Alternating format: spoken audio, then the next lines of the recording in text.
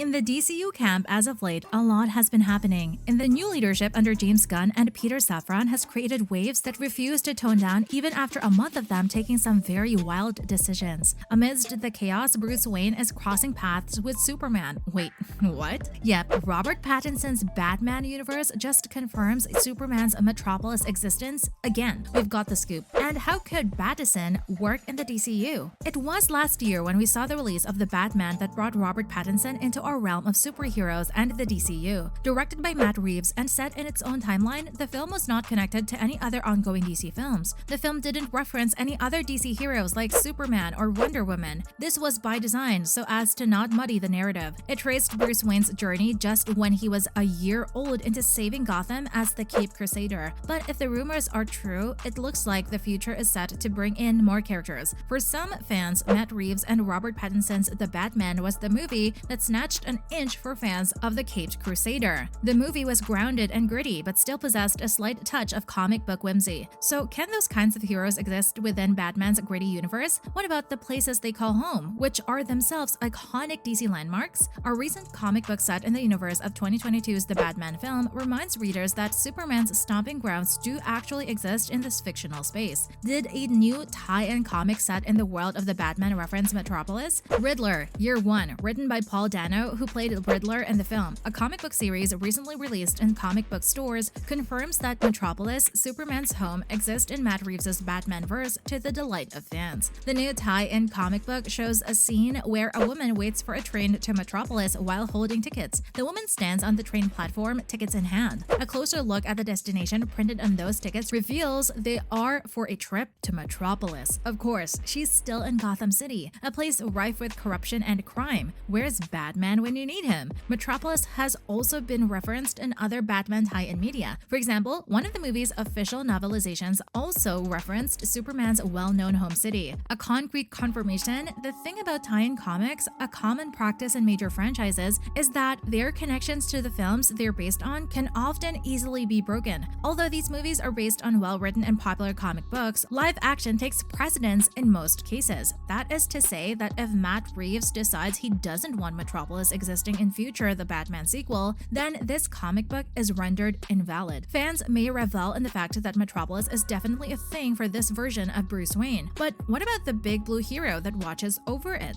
It might be that Superman isn't even out there since fans don't expect this franchise to cross over. Despite all the rumors, James Gunn and Peter Safran's DC Studios is still in the midst of creating a brand new DCU that will bring together the Justice League, and Robert Pattinson's Dark Knight won't be part of those plans, or so the former claims. Rather than have Batman cross paths with his fellow heroes, Reeves seems more interested in adding new villains to his Gotham City. An HBO Max series is already in the works starring the Penguin, while we've heard rumblings about plans for the Joker and Clayface on the streaming platform too. Ultimately, Reeves is only scratching the surface of Gotham City in The Batman. We'd bet on the sequel remaining there rather than heading to any other familiar locations from the wider DC Comics universe. If anything, the comic is at least a ray of hope that Matt Reeves' vision will include some other DC characters joining Robert Pattinson, who has so far failed to mention anyone else. After taking over DC's film division, Gunn and Safran began working on a 10-year plan to unify the company's cinematic, television, animation, and video game properties under a single cohesive story. It's not going to be easy to make different DC Extended Universe properties fit together, which has been inspiring a wave of speculation in the media. Recently, Variety reported that Robert Pattinson's Batman might become the definitive Dark Knight in the following years, which director James Gunn dismissed as incorrect on Twitter. Released in early 2022, The Batman became one of the biggest DC successes, both in terms of critical reception and box office numbers. Unsurprisingly, director Matt Reeves signed a deal with Warner Brothers to work on a sequel and a different spin-off series, and his corner of the DC universe seems to be safe despite the fact that multiple waves of cancellations and internal restructuring have resulted from the Warner Brothers merger. However, it is unlikely that Reeves' vision for Gotham City will become the official one for the future of the DCEU. As we well know, so far Pattinson's Batman exists in a self-contained universe without superheroes. Of course, there's a strong case to be made that the Batman was so successful because it could create its own version of the Dark Knight without having to worry about whether or not it jived with the rest of the DC Comics universe. universe. If there's one thing we know for certain, it's that Robert Pattinson will be returning for another stint as the Caped Crusader. The Batman's return was a welcome reset for DC's flagship superhero. Ben Affleck's turn never truly established itself in Zack Snyder's divisive spectacles, and Matt Reeves' younger refresh was a rejuvenating exercise in course correction. And with a stronger emphasis on Batman's detective work, it's no surprise that this outing was elevated by its cast. From Robert Pattinson's gruff Caped Crusader to Colin Farrell's standout turn as Oswald Cobblepot aka the Penguin, the movie had it all. The sequel was inevitable, but what do we know about the next installment of this revamped Batman series? Is a sequel to The Batman officially in the works? The Bat is back. During a presentation at CinemaCon on April 26, 2022,